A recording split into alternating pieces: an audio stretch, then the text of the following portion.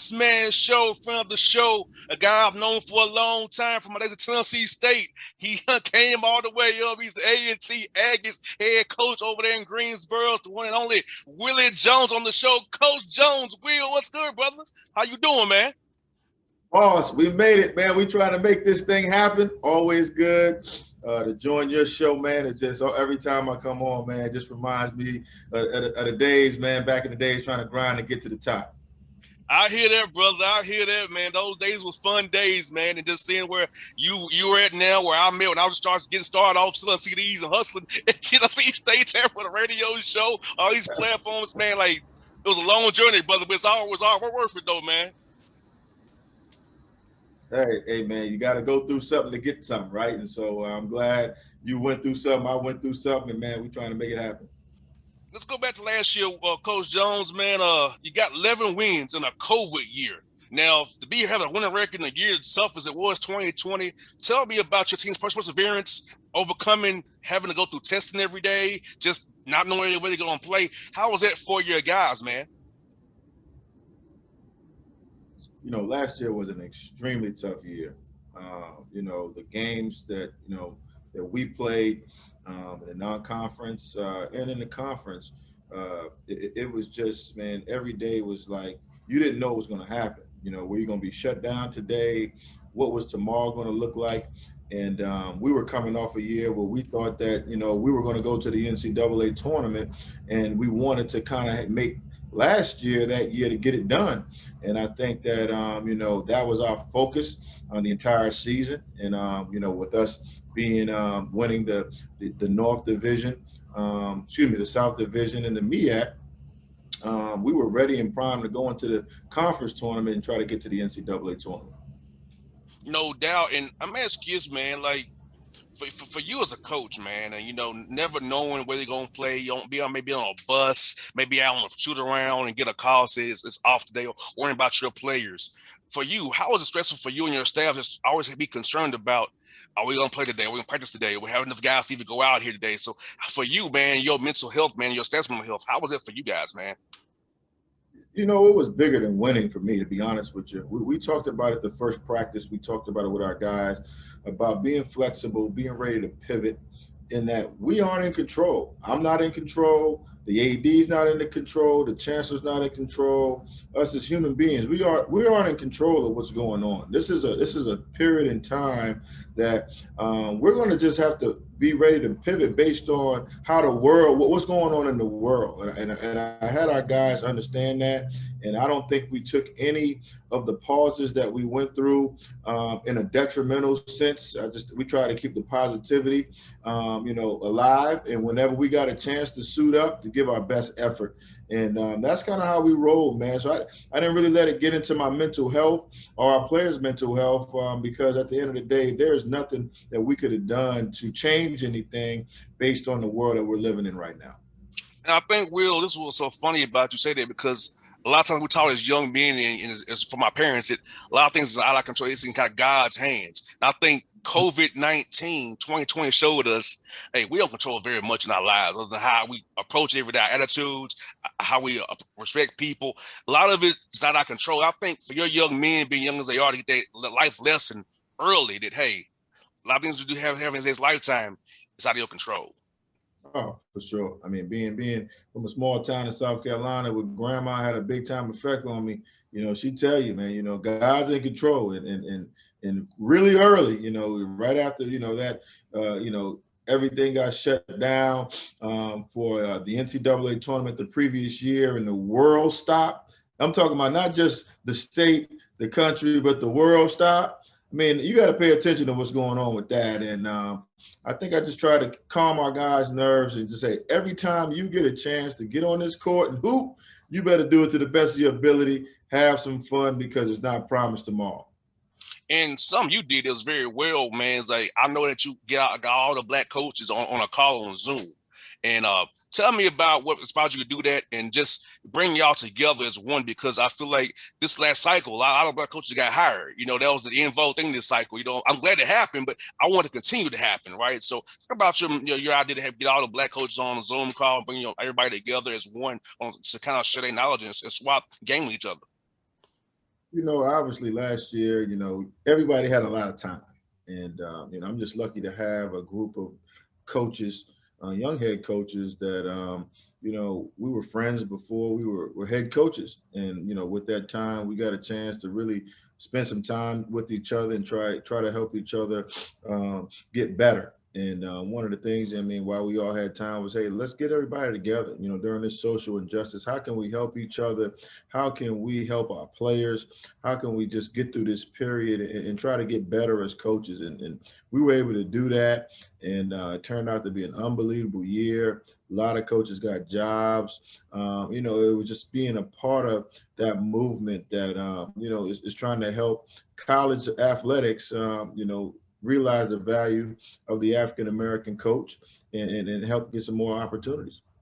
And we were also good last year was this, Texas Southern and Norfolk both won the NCAA tournament. Now, we hated the play-in game all the time, but hey, getting in the play, they both got wins and had good showings as well. So talk about seeing HBCU schools be successful in the tournament, and now you're still going to move to the Big South. At Tennessee State, was an OVC. So now you're in the Big South and predominantly white conference now, representing A&T. Tell me about those things right there, seeing that those two schools winning that tournament and seeing a school like yourself going to the Big South to represent HBCU sports, even in that conference now, showing them what A&T's all about in the Aggies.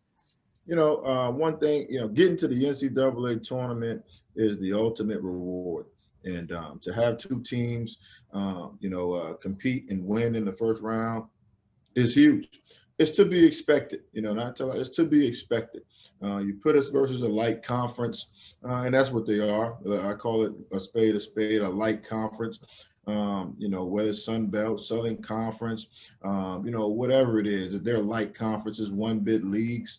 You should expect to win when you suit up against those teams.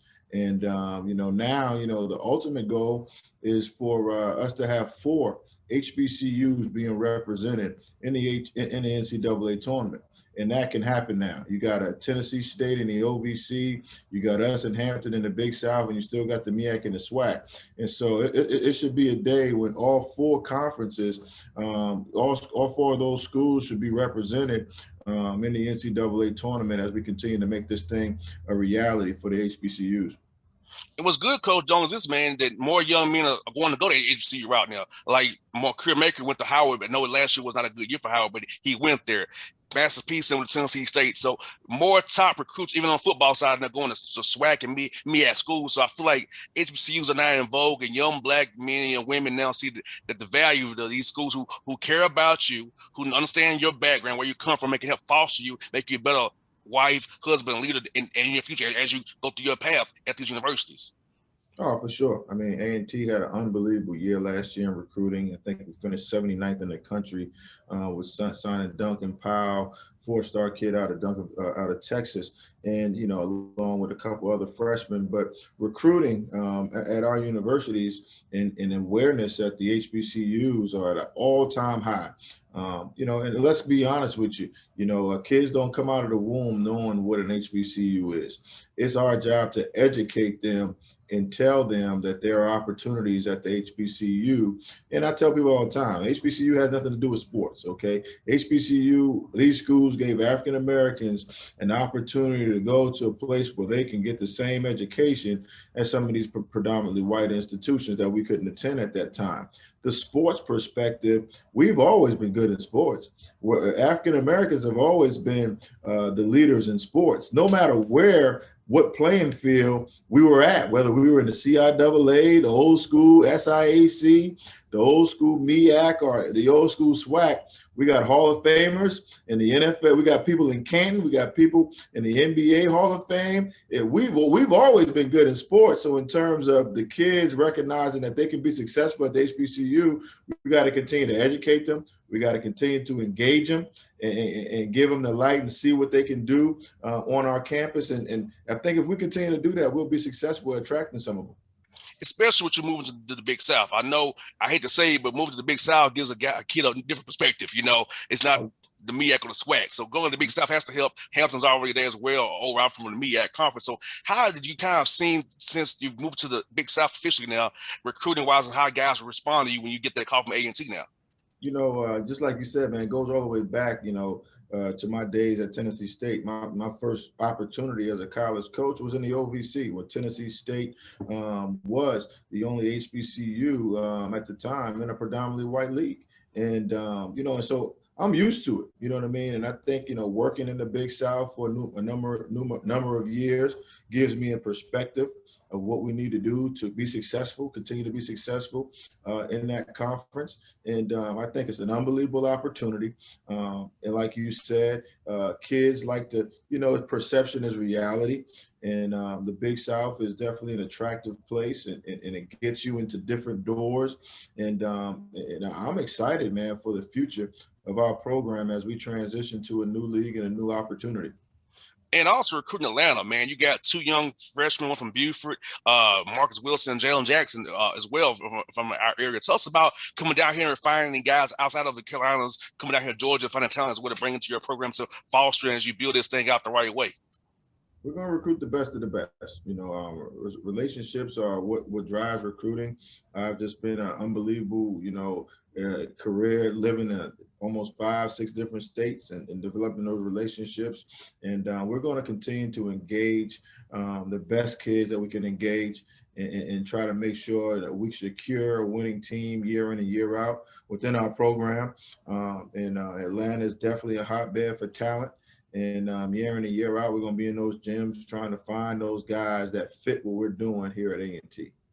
And you have a veteran roster with a balance of young guys too. Tell us about that as you make up your roster, man. Want to make sure you have some nice veterans to play well for you, get those tough wins out there in that non-con you got. But also having young guys to develop your system, continue to develop program, get them stronger, get them wiser out there and learning your system even more. So when they ready to play, they can come back and contribute for you right away.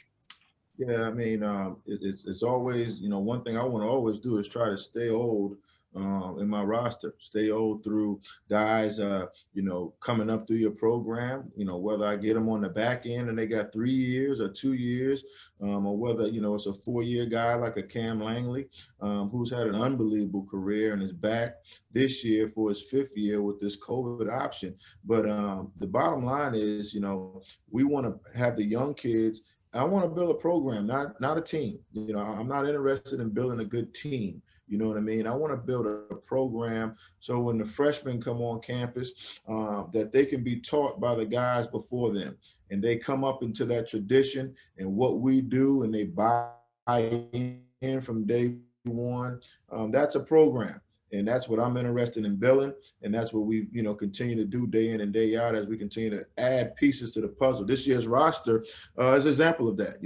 Definitely got 2 guys that are 5th-year guys. I think we got 3 guys that are seniors. We got a couple of grad transfers.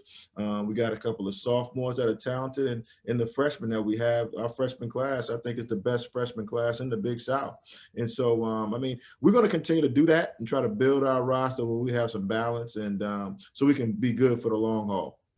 Now, how good was it this year to have guys actually on campus for a summertime? Last 2020, you gotta couldn't do it how you want to do it. So you miss out on that camaraderie, getting that weight room together, because you don't know doing it on Zoom and saying that being with a strength coach, and nutrition and diet is right, because all those things are very important, Will, as man, because a lot of young men understand what you put in your body is how what you can play on that court.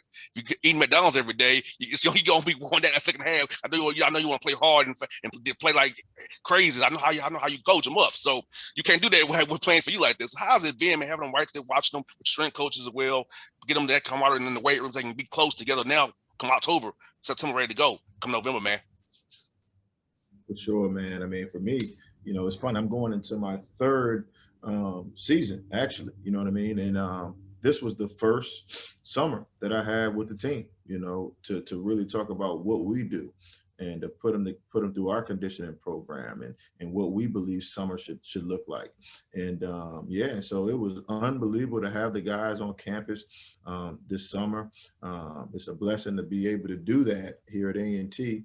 And, we had an unbelievable summer, a lot of team building, a lot in the weight room, a lot of, getting better on the floor, and unbelievable. It gets the guys together early and gives those freshmen a shock right away to kind of let them know, hey man, high school is over.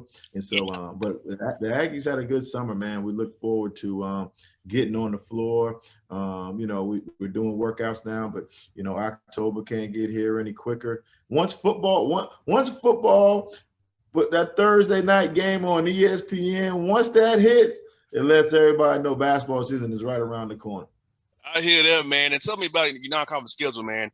It looks like it's real diverse. You got first game against another Jones, who was Mike Jones over there at Greensboro, the Spartans. I know he's a good coach, a good man as well, man. Tell us about having two African-American coaches like you and him in Greensboro right there as well, and playing that first game of the season down there for you guys, man. Non-conference schedule, I try to make sure, we schedule a diverse and a good schedule to help us get ready for our league. And, me and Mike, I go back a long time with Mike. Mike's been one of those assistant coaches that I used to look up to, when he was at Georgia. And I found out that Mike was an HBCU guy himself. I've always been like, hey, man, how can I make it, to the other side, and be successful and have a chance to be a head coach at one of these other schools.